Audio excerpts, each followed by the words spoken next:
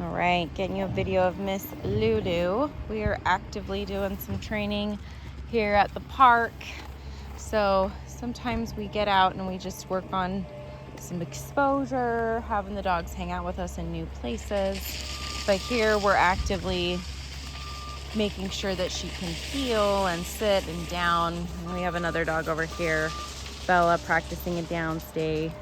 As we have some distractions, there's been a couple of people riding scooters on this little pathway. This park is small, but often there's dogs barking on this. There isn't any right now, but actively there's dogs barking on this fence line. And then we've got plenty of shade, and then the car is even able to stay cool in shade over there. So when we get back in the car, it's not super hot. So we really like this park. She's doing good. I'm doing a lot of focus work, and as she does any kind of check-in with me, she's getting payment for it.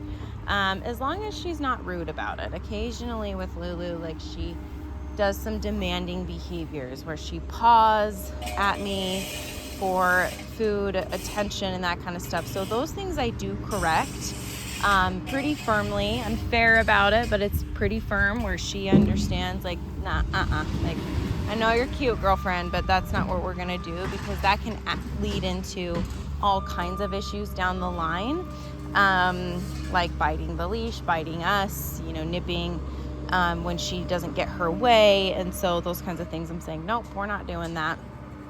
But when you're engaging with me and you're polite about it, absolutely do you get payment for that. So she's on a longer line because we've done a little bit more of distance on some of her stay commands. So this is about 15 feet where I can go away from her if she's holding a down stay, and then come in and build lots of value here as she stays in position. So that can be really important for a young puppy, and especially a puppy that deals with impulse control issues, where we can hype the dog up a lot when they get out of the position with rewards or with affection, and sometimes that can hurt the dog's ability to stay in a calm position, in a calm state of mind.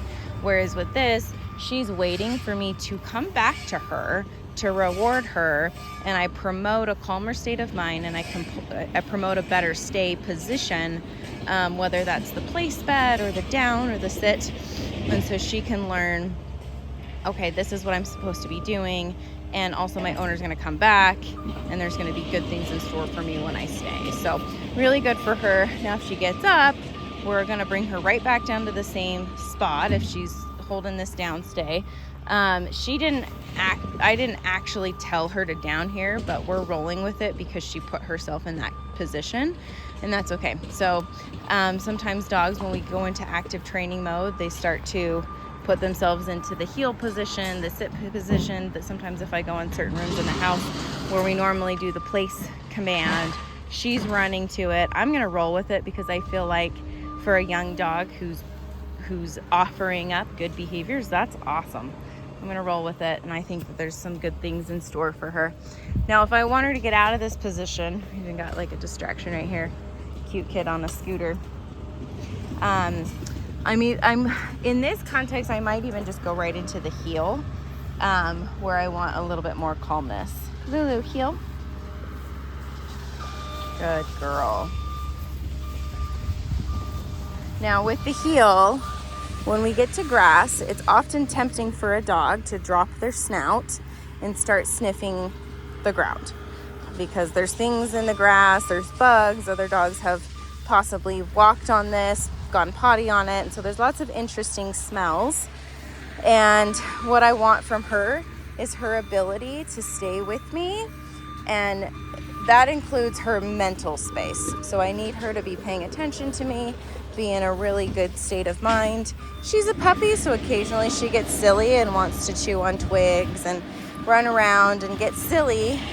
But when I'm asking her to work, I'm going to hold her accountable to it. Heel. Good job, girl. That way she knows we're working. She drops her nose, I'm giving her a little tap. And I want her to pop her head back up. Good girl. And then when I stop, good. She needs to SIT right next to me, but I'm not actively saying it. It's an implication.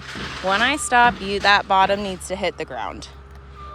Good. I'm giving lots of payment here because I want to up that value. So anything I'm looking to reinforce, which just simply means I want more of this. I want to reinforce more of what she's doing. I want this to be a really secure position.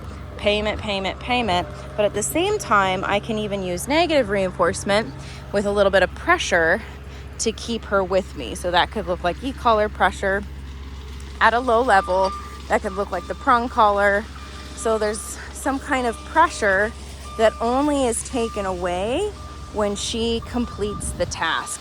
So if she doesn't sit, now she did there, but I could pull up on the leash and maybe even give a little tap on the e-collar. So there's a pressure that needs to be taken away. And once she does the position I want, it will naturally go away. So that's our negative reinforcement. Yeah. Good. So again, it's different than positive punishment. Now, positive punishment I may use with her if she drops her head and she's sniffing. I might correct that behavior. If she's jumping, if she's being nippy, we're gonna go by Bella here.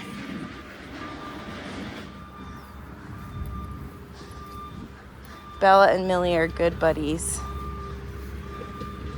Good. So she needs to stay with me and not go for Bella. And that's been difficult for her, but she's doing really good with it. So this weekend we work a lot on just exposure, getting her in and out of the car. First couple times taking her in the car, she'd come out and she's covered in drool. She's very nervous. She doesn't want to take food. And so she just needs to get out more in the car and have positive experiences when we're out in the car, going to fun places, doing fun things. And now that she's taking food, that tells me that the stress of the car has gone down. It's gone away. Initially, she probably wouldn't take food in the car. But now we're able to work through some of those things. So she's doing really good. Hi, Bella. Good job. And one thing too, this is nice, even though this isn't Millie, but what I'll do is throw some food out to the other dog. And I have a rule that if I'm giving another dog a treat, you can't intervene. That's not for you. So we work on this a lot as I have multiple dogs, where there's a sense of manners when I'm giving another dog affection, when I'm giving another dog a treat, that you gotta wait your turn. Good job. I'm doing good. She's like, I'm tired now. That was a lot of thinking. She's doing really good.